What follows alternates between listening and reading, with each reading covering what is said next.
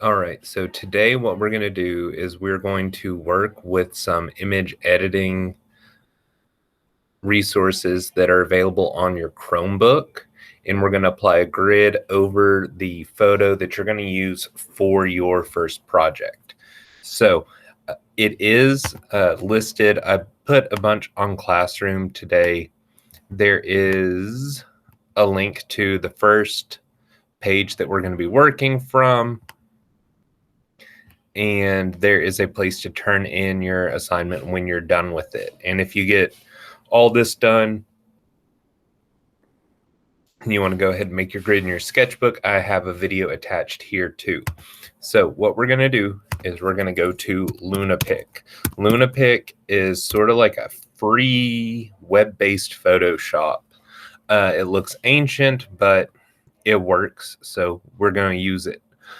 So the first thing that you're going to do is you're going to, once you have your photo, you're going to upload it. So we're going to choose our file. Mine is in my drive.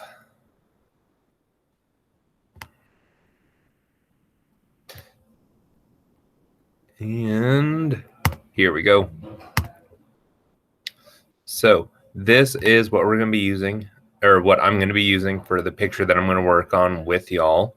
Now, for this project, it's about really focusing on spotting different values and trying to work with those values. So it helps if your image is already in black and white, so you can see sort of how the range of value is.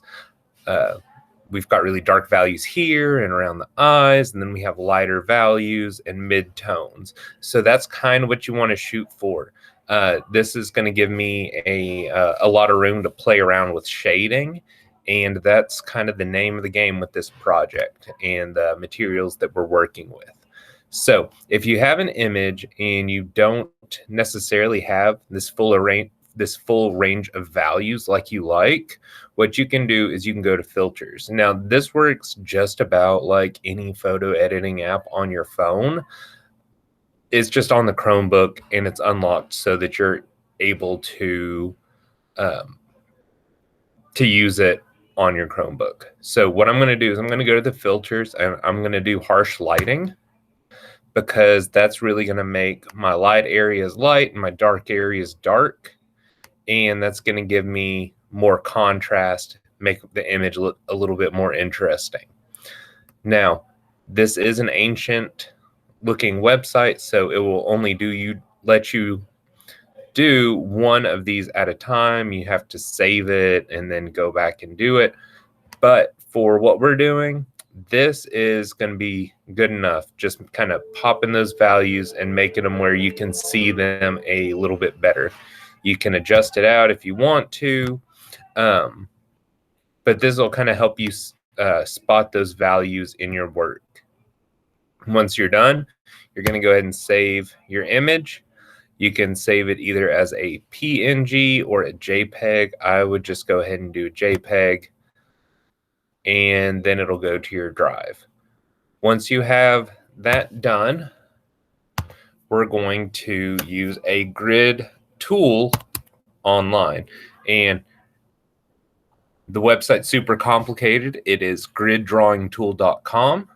You click on it and it takes you, and there is a video. Haven't watched it. I'm sure it's probably pretty good, but we're going to be kind of talking about that as we go. So we're going to upload our image that we just edited, and it'll be under image edit somewhere.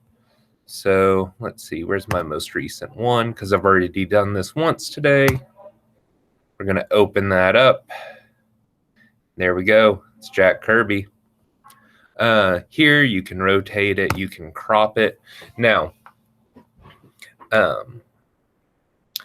if you look at mine, you'll see that it is kind of longer than like a regular size sheet of paper. Since we are working on these on your sketchbook, I'm going to try to trim this down to where it's pretty close to like a photograph, like, you know, the size of a photo. So once you get that like you like it, we're going to crop that down. And you have to hit the crop to crop it. And if you don't like it, you can reset that. The next step you can adjust. So if you need to punch up the brightness or the contrast, you can play around with those. Then we're going to apply the grid. Now, the way that the grid method works is it's based off the principle of perfect squares, so it lets you keep up with your proportions. I will have a video kind of going over that probably up tomorrow. But for our purposes today and for kind of simplifying this first project, we're all going to have the same size grid. It's going to be really easy to make in your sketchbook when you get it. But what you're going to do is we're going to be making a 3x4 box grid. So since my photo is in like portrait mode, it's going to be 3 boxes wide. We do want to keep the boxes square because that's kind of the whole point with the grid. This is really helpful depending on what your image looks like. So since mine's in black and white, red is going to work well. If your photo is mainly red, you may want to change color. If you feel like the lines are too small for you to see, you can make them wider here or thinner. Once you get it, you're going to apply your grid, and boom, I actually got this just about perfect for what it is. So you'll see that it is 3 boxes wide and 1, 2, 3, 4 boxes tall. Now, all of these are perfect squares. I've got a little bit of excess up at the top, but you know what? That just means I don't have to draw that. If it's cutting out a lot of the image that you want to see, you may go back and try to recrop it. If you're having trouble applying the grid, just let me know. But the only other thing that I kind of want to mention is if your picture is, once you get it done, download it, goes to your drive, you got it, and you're ready to roll.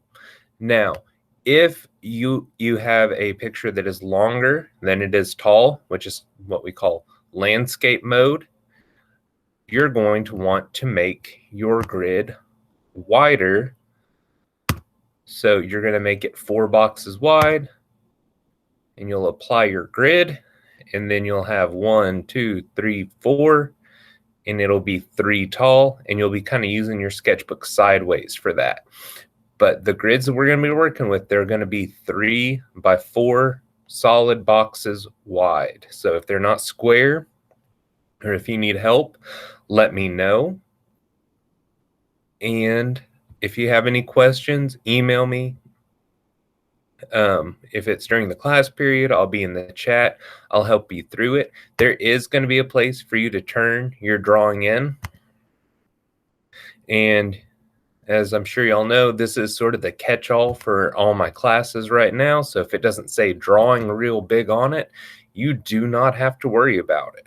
So this is the assignment. It's due tomorrow, so I can make sure that everybody's pictures look accurate and are going to be conducive to being successful in this project. So email me if you have any questions. If you're doing this on your phone and you're not linked up to your school email, you can do all this with any image editing apps on your phone. If you want to use the grid drawing tool on your Chromebook, make sure to either email it to yourself. If you don't have your school email on there, you can email it to me and I can forward it back to you. The only other thing that I really want to mention, and I know I've already said that once, is whenever you have your picture, if you've taken a screenshot of it, you want to try to minimize anything else that you have going on that picture other than the image itself. This happened first period. So good image here, but we have all this black space that's going to really just kind of be messing up our grid. So if you do have a screenshot that you're using, you're going to want to make sure that you are cropping out anything except for that picture, and you're going to try to see if you can keep it as you know, close to the dimensions of a page as possible. We'll crop that image, go over to the grid, and since this is landscape, we're going to throw 4 boxes on there, apply that grid, and we have 2 rows that formatted really well, and then we have this top row which it's not a solid square.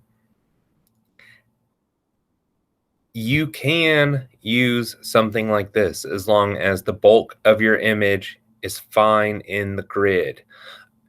On this one, you know, there's some background, but it's not a ton.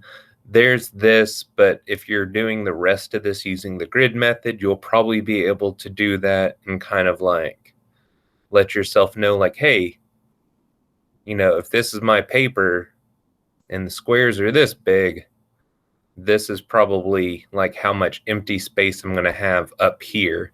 And you just kind of have to be aware of that as you work on your picture. So I think that that's all. So I'm going to go ahead, turn this off. If y'all need help, please let me know. But let's get your images. Let's get them uploaded.